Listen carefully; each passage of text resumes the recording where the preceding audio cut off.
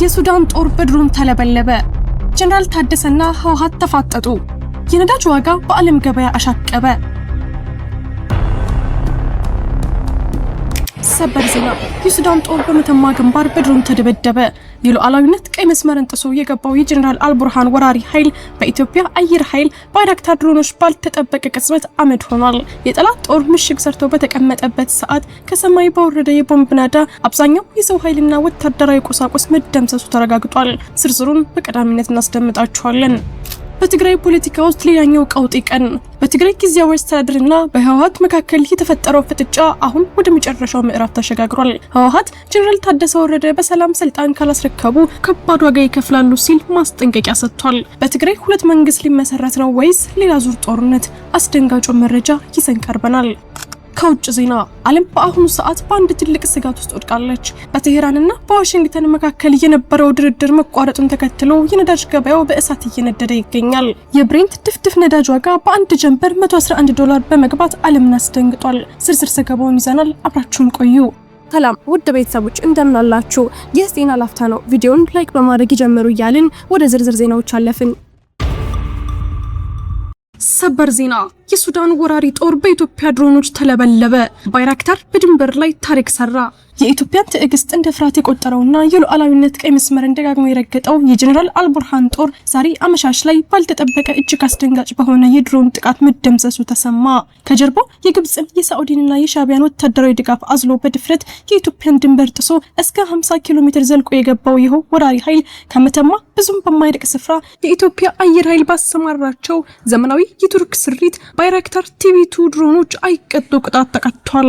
ይህ ወታደራዊ እርምጃ የተወሰደው የሱዳን ጦር በኢትዮጵያ ሉዓላዊ ግዛት ውስጥ ካምፕ ሰርቶ ምሽግ አጠናክሮና ከባድ መሳሪያዎችን አደራጅቶ ለመቆየት ሲያቅድ በነበረበት ቅጽበት ሲሆን የድሮን ጥቃቱ በፈጠረው ከፍተኛ የቴክኖሎጂ የበላይነትና የቦምብ ናዳ የጠላት ጦር አመራሮችና ወታደሮች በበረሃው ላይ ረግፈው ቀርተዋል። ለረጅም ጊዜ የኢትዮጵያን መንግስት ለጀነራል ሄሚቲ ኃይሎች ድጋፍ ትሰጣለች፣ ታሰልጥናለች፣ ታስታጥቃለች በሚል መሰረት በሌለው ክስ ሲወነጀል የቆየው የአልቡርሃን ጦር ይህንኑ ክስ እንደ ሽፋን በመጠቀም በተደጋጋሚ ድንበር ተሻጋሪ ትንኮሳዎችን ሲፈጽም ቆይቷል። በተለይም ሰሞኑን በሰሜኑ የሀገራችን ክፍል ህወሓት የጀመረውን አዲስ የትንኮሳ ሙከራ ተከትሎ የኢትዮጵያ መከላከያ ሰራዊት ትኩረቱን ወደ ትግራይ ድንበር ማድረጉን እንደ መልካም የስትራቴጂ አጋጣሚ የተመለከተው የሱዳን ጦር ዳግም የሀገራችንን መሬት በኃይል ለመቆጣጠር የሞት ሽረት ሙከራ አድርጎ ነበር። ሆኖም ግን የነካኝን አልምረውም የሚለው የኢትዮጵያ አየር ኃይል የጠላት እንቅስቃሴ ከሰማይ ሆኖ በንቃት ሲከታተል ቆይቶ የጦር ሰራዊቱና ታንኮቹ ተሰባስበው ባለበት ሰዓት መብረቃዊ የሆነ የድሮን ድብደባ ከፍቶባቸዋል። ይህ በመተማ ግንባር የተካሄደው ከባድ የድሮን ውጊያ የኢትዮጵያን አየር ኃይል ዘመናዊ የትጥቅ ብቃት ያሳየ ሲሆን የባይራክታር ድሮኖች የጠላትን ራዳርና መከላከያ ሰብረው በመግባት የጦር ካምፖችንና የሎጂስቲክስ ማከማቻዎች አመድ አድርገዋቸዋል።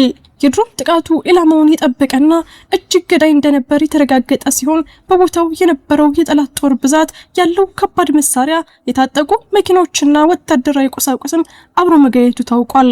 የጥቃቱ አስፈሪነትና ያደረሰው የሰው ኃይል እልቂት በሱዳን ጦር ውስጥ ትልቅ መደናገጥን እየፈጠረ ሲሆን ከሞት የተረፉት ጥቂት የሱዳን ወታደሮችም የያዙትን መሳሪያ ጥለው እግሬ አውጭኝ በማለት ወደ ሱዳን ድንበር መፈርጠጣቸው ተዘግቧል።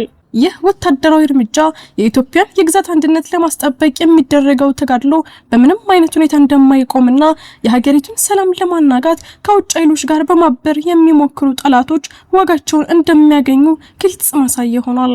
የሱዳን ጦር ሰርጎ የገባበትን ቀጠና በአሁኑ ሰዓት የኢትዮጵያ መከላከያ ሰራዊት ሙሉ በሙሉ የተቆጣጠረው ሲሆን ተጨማሪ ወታደራዊ ኃይልና የድሮን ክንፎች አካባቢውን ከሰማይና ከምድር እያሰሱት ይገኛሉ።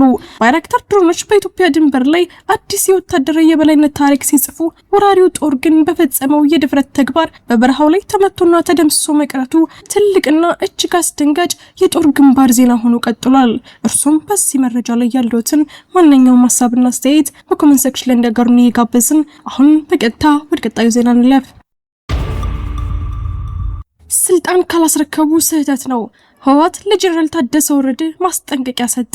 በትግራይ ክልል አዲስና አስገራሚ የፖለቲካ ውጥረት ነግሷል። የህዝባዊ ወያኔ ሓርነት ትግራይ ህወሓት የክልሉ ጊዜያዊ አስተዳደር መፍረሱንና የፕሪቶሪያው ስምምነት መጣሱን በመግለጽ ከፍተኛ መነጋገሪያ የሆነ መግለጫ ለቢቢሲ ሰጥቷል። የድርጅቱ ቃል አቀባይ አቶ ሚካኤል አሰግዶም እንደገለጹት ከሆነ የጊዜያዊ አስተዳደሩ ፕሬዝዳንት ሌተናል ጀነራል ታደሰ ወረደ ሰላማዊና ዲሞክራሲያዊ ስልጣን ርክክብ ማድረግ ይኖርባቸዋል። ቃል አቀባዩ አክለውም ጀነራሉ ይህንን የማያደርጉ ከሆነ ታሪካዊ ስህተት እንደሚሆን በማስጠንቀቅ በትግራይ ፖለቲካ ላይ አዲስ የውጥረት ደመና ጥለዋል። እንደ ህወሓት ገለጻ የፌዴራል መንግስት የጀነራል ታደሰን የስልጣን ዘመን ለተጨማሪ 1 ዓመት ማራዘሙ ህወሓትን ያላማከረና የፕሪቶሪያውን ስምምነት የጣሰ ተግባር ነው።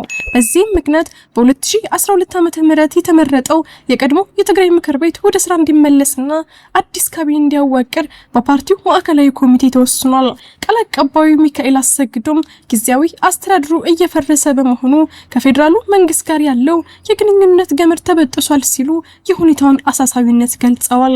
ድርጅቱ አሁን ባለው ሁኔታ አዲስ ምርጫ ማድረግ ስለማይቻል የቀድሞ ምክር ቤት ህጋዊ ሆኖ እንዲቀጥልና አዲስ ፕሬዝዳንት እንዲመረጥ አቅጣጫ ማስቀመጡ ታውቋል። በሌላ በኩል የጊዜያዊ አስተዳደሩ ፕሬዝዳንት ሌተናል ጀነራል ታደሰ ወረደ ይህንን የህወሓት ውሳኔ በጽኑ ተቃውመዋል። ጀነራሉ በሰጡት መግለጫ የህወሓት ውሳኔ የፕሪቶሪያውን የሰላም ስምምነት አደጋ ላይ የሚጥልና ወደ ጦርነት ሊመልስ የሚችል አደገኛ አካሄድ መሆኑን ተናግረዋል። ጀነራል ታደሰ የሚመሩት ካቢኔ መደበኛ ስራውን እንደሚቀጥልና የክልሉ የመንግስት መስሪያ ቤቶችም በተለመደው ሁኔታ ተግባራቸውን እንዲያከናውኑ አዘዋል።